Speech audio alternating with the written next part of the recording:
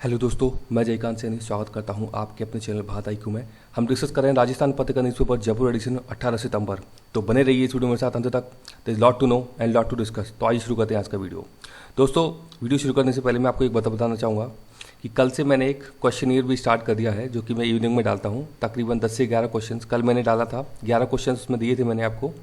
तो मेरा आपसे अनुरोध है कि आप सभी क्वेश्चंस को अटेम्प्ट कीजिए और कमेंट बॉक्स में बताइए कि आपने कितने सही क्वेश्चन किए और ईमानदारी से अटेम्प्ट कीजिए, ताकि ये जो राजस्थान पत्रिका वीडियो आप देख रहे हैं इसको देखने का सार्थक फल निकल सके, आप कुछ समझ सकें, सीख सकें। मेरा यही उद्देश्य है। तो आप उसे ज़रूर अटेम्प्ट कीजिए और ईमानदारी से अटेम्प्ट कीजिए। तो आज भी पत्रिका वीडियो हम जो डिस्कस कर रहे हैं आप ध्यान से सुनिएगा, क्योंकि इसी में से क्वेश्चंस पूछे जाएंगे उस वीडियो के अंदर। तो शुरू करते हैं आज का वीडियो। पेज नंबर पर बात की जा रही है। ये बात की जा रही है कि चीन भारत के बीच जो तनातनी चल रही है उसके बीच अब चीन समुद्री एरिया से घुसपैठ की कोशिश कर रहा है भारत के साथ में। और प्लस यहाँ पे कुछ नेपाल का भी लिया गया है कि नेपाल और भारत के बीच में जो इश्यूज़ हैं, कुछ एरियाज़ हैं जैसे कि काला पानी, लेपियाधुरिया और लिपुलेख, ये 3 एरियाज़ को लेके नेपाल और भारत के बीच इशू चल ही रहे हैं। तो उसके संबंध में मैं आपको बता देता हूँ थोड़ा सा डिटेल्स कि भारत और नेपाल के बीच में जो सीमा लगती है वो ये कुछ राज्य इनके नाम हैं: उत्तराखंड, उत्तर प्रदेश, बिहार, पश्चिम बंगाल और सिक्किम। तो आप याद रखिए 5 राज्य हैं जिनकी सीमा भारत और नेपाल के बीच में लगती है, मतलब नेपाल की भारत के साथ लगती है। तो ये पूछा जाता है एग्जाम के अंदर, ऑप्शन में आपसे पूछ लिया जाएगा कि इन निम्न में से कौन से राज्य हैं जिनकी सीमा नेपाल के साथ लगती है भारत के राज्यों की, राइट। तो ये यहाँ पे आप नोट कीजिएगा। अब हम देखते हैं जो समुद्री घुसपैठ कर रहा है उससे संबंधित कुछ और फैक्ट्स हम देखते हैं जो कि इंपॉर्टेंट है, पूछे जाते हैं एग्जाम के अंदर। तो भारत की जो कोस्ट लाइन है उसका वो है 7,500 किलोमीटर है। वर्ग किलोमीटर हम उसे बोलेंगे, किलोमीटर। तो इसकी जो कोस्टल लाइन है वो 7,500 किलोमीटर है तकरीबन। जो भारत की कोस्ट लाइन है, मतलब कि समुद्री एरिया जो लगा हुआ है भारत का, उसको हम कहते हैं कोस्ट लाइन, राइट। अब इसमें इनलैंड वाटर क्षेत्र है 12 नॉटिकल माइल का। मैं आपको मैप के थ्रू बताऊंगा ये क्षेत्र को।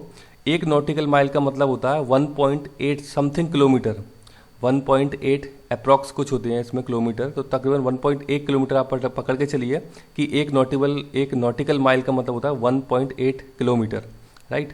अब समुद्री क्षेत्र से संबंधित कुछ कन्वेंशन है इंटरनेशनल, इसको बोलते हैं अनक्लॉज। ये 1982 में आया था, United Nations Convention on the Law of the Sea. तो अनक्लॉज का आपने बहुत ज़्यादा चर्चा में नाम सुना होगा। साउथ चाइना सी जो एरिया है उस पर चाइना अपना कब्जा जमाने की जब बात करता है तो अनक्लॉज का जिक्र आता है। ये बताता है कि आपकी कितनी टेरिटोरियल बाउंड्री होती है, कितना इंटरनेशनल जोन होता है आपके पास। तो आप अगर उससे बाहर जाते हैं तो फिर अनक्लॉज के जो कन्वेंशन है उसका आप उल्लंघन करते हैं। तो ये सारी बातें ये जो कन्वेंशन है ये करता है। तो अब मैं आपको मैप के थ्रू उसको बताता हूँ आगे। सबसे हाँ, एक और चीज़ थी मैं भूल गया इसको बताना। यहाँ पे मलक्का स्टेट का अभी जिक्र हुआ है, ये आप देख सकते हैं मलक्का स्टेट का। तो उसको भी मैं आपको दिखा देता हूँ, ये भी इंपॉर्टेंट है, पूछा जाता है हमके अंदर बहुत ज़्यादा। तो ये है मलेशिया देश हो गया, ये मलेशिया देश है। ये जो आपका पार्ट है ये बंगाल की खाड़ी वाला पार्ट है, ये श्रीलंका है। और साउथ में फिर ये हिंद महासागर आ जाता है। तो ये मलेशिया है। ये इंडोनेशिया का एक आइलैंड है जिसे हम बोलते हैं सुमात्रा द्वीप है इंडोनेशिया का। तो इन दोनों के बीच यानी कि मलेशिया और इंडोनेशिया के बीच है मलक्का स्टेट, यानी कि जलडम मरुद्देश, जल हिंदी में आई थिंक कुछ सही नहीं बोल पा रहा हूँ मैं। तो मलक्का स्टेट है ये। स्टेट का काम क्या होता है, इसको बोलते हैं जल संधि। तो 2 जलों को मिलाने का काम करती है। अब 2 जल कौन से होंगे? दो जल होंगे कि ये जो साउथ चाइना सी वाला पार्ट है, ये जो पार्ट है इसको बंगाल की खाड़ी वाले पार्ट से मिलाने का काम करती है मलक्का स्टेट, और मलेशिया और इंडोनेशिया को अलग करने का काम करती है मलक्का स्टेट। तो ये आपको अच्छे समझ में आना चाहिए, पूछा जाता है एग्जाम के अंदर कि मलेशिया और इंडोनेशिया को अलग करने वाली स्टेट कौन सी है, और साउथ चाइना सी और बंगाली खाड़ी को जोड़ने वाली स्टेट कौन सी है। तो इंपॉर्टेंट है, याद रखिएगा। आगे देखते हैं। अब मैं आपको बताता हूँ कि ये जो बात हो रही है नॉटिकल माइल की और टेरिटरी की इंडिया की, तो आप ये देख सकते हैं ये है इंटरनल वाटर वाला एरिया। जब सी लगता है तो आपने देखा होगा यहाँ पे कुछ लैंड वाला पार्ट, ऐसे मतलब एकदम से सी स्टार्ट नहीं होता है।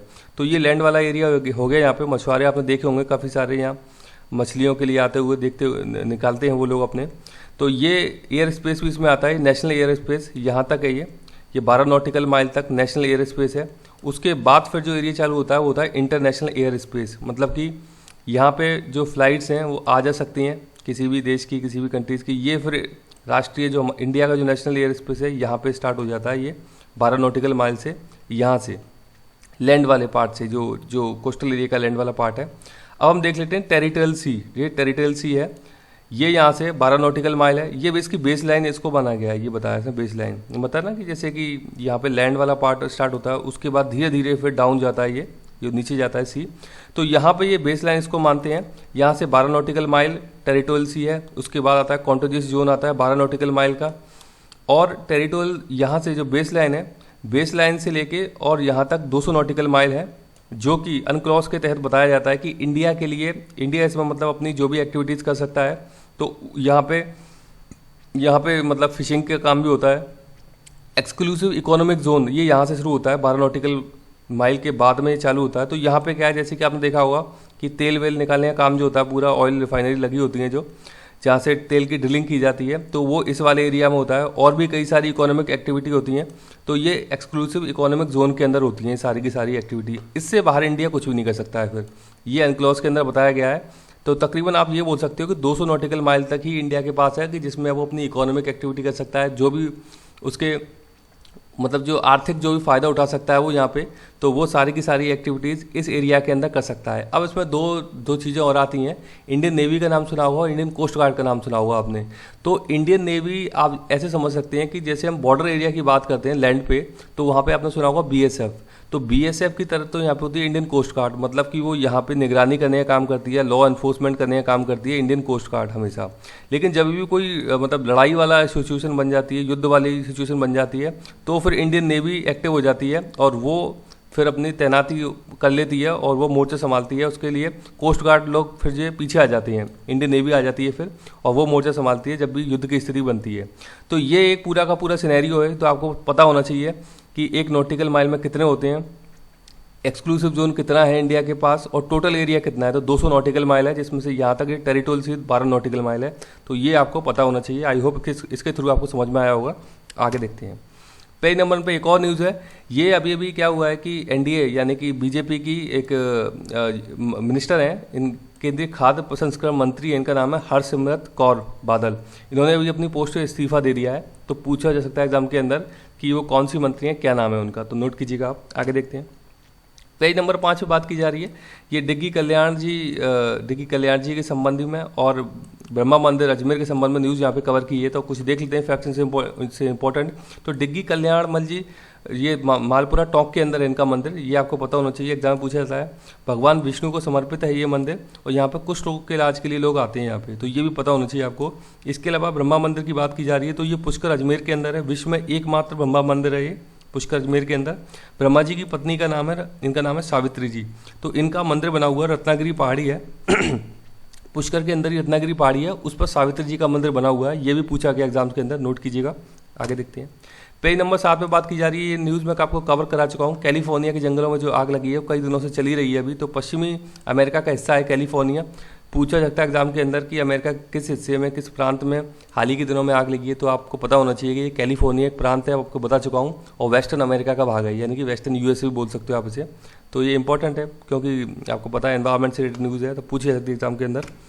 पेज नंबर 8 पे बात की जा रही है। ये बात की जा रही है मदन मोहन जी मंदिर से संबंधित, करौली से न्यूज़ है ये। तो मदन मोहन जी मंदिर करौली के अंदर है। ये गौड़ीय संप्रदाय का मंदिर है। अब मेरा आपसे प्रश्न यहाँ पे है कि गौड़ीय संप्रदाय का एक और मंदिर है राजस्थान के अंदर, उसका नाम मेरे को बताइए कमेंट बॉक्स में कमेंट करके। अब इस संप्रदाय के जो प्रवर्तक हैं इनका नाम है माधवाचार्य जी। ये भी इंपॉर्टेंट फैक्ट है। इस संप्रदाय को नवीन रूप देने का काम किया गया था चैतन्य महाप्रभु के द्वारा। ये भी इंपॉर्टेंट फैक्ट है, दोनों के दोनों। तो आप इनको नोट कीजिएगा, पता होना चाहिए आपको माधवाचार्य और चैतन्य महाप्रभु के बारे में। पेज नंबर 9 पे बात की जा रही है। ये अभी जो लोकसभा चल रही है वहाँ पे बैंकिंग रेगुलेशन संशोधन बिल 2020 पास हो गया है। तो ये न्यूज़ यहाँ पे कवर की गई है। तो ये क्या करेगा, अभी कोऑपरेटिव बैंक जो होती थी पहले वो RBI के अंडर में, उनके कंट्रोल में नहीं रहती थी पहले ये। तो अब इसको RBI की निगरानी में ला दिया। इससे होगा क्या कि एक तो बेहतर गवर्नेंस होगी उनकी, और जो लोग धन अपना जमा कराते हैं तो उनको सुरक्षा मिल सकेगी, क्योंकि RBI की कंट्रोल में रहेंगी चीज़ें अभी।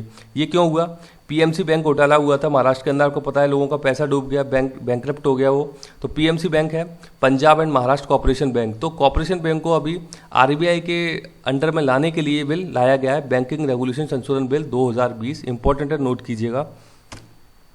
पेज नंबर 9 पे स्पोर्ट रिलेटेड न्यूज़ है। ICC ने वनडे रैंकिंग जारी की है, जिसमें कोहली नंबर 1 रहे हैं और रोहित शर्मा दूसरे स्थान पर रहे हैं। तो ये न्यूज़ यहाँ पे कवर की गई है, इंपॉर्टेंट है, एग्जाम में पूछी जा सकती है। पेज नंबर 10 पे बात की जा रही है, ये बात की जा रही है सैली तूफान। सैली तूफान अमेरिका में आया है, अलबामा के अंदर बहुत ज़्यादा नुकसान इसने पहुंचाया है, तो ये न्यूज़ यहाँ पे कवर की गई है, देख सकते हैं आप। इस तूफान का जिक्र मैंने अभी 2-3 दिन पहले किया था, मैं आपको दिखाता हूँ वो न्यूज़, तो इम्पॉर्टेंट इसीलिए है ये।